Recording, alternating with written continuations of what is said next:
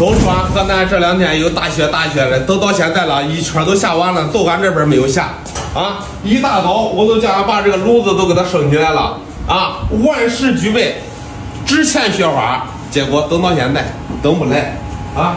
你爸，这一个冬天你再进了，新买的炉子给你，从今天开始都已经基本上都不断了，已经零下了，也算是不管下不下雪吧。也已经冷了，对，正式进入过冬模式了。对呀、过冬天了，真是算是正儿八经的。你看俺这炉子，看到没？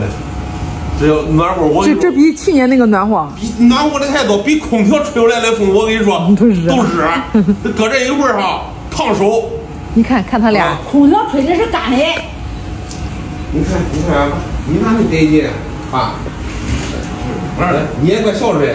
那肯定了，你这样说弄的，你显着我大的啊！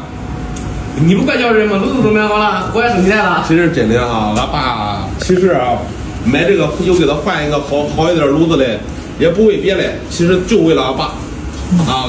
这俺爸可是俺家里边正宗的，我跟你说宝贝啊。咱都跟着咱爸享福啊，正儿八经跟着俺爸享福。那冬天了也不知道冻脚啥味儿，也不知道冻手啥味儿。真的，天冷一点吧，立马都给他烧生炉子了。就怕冻着。反正不管怎么样吧，找俺爸这样病人，你没办法，就是生活中的一些细节都是。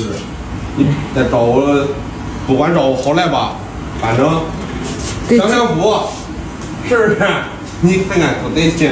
这种不要抢福，记得出去扛着一。这个炉子烫手搁这一会儿，这烫手。别开关小火，别开那大火了。关小火，这还是中火嘞，没有开大火。小火吧。小火的锅，小火。跟咱爸我老天爷。不要吃的去了。你这个吃那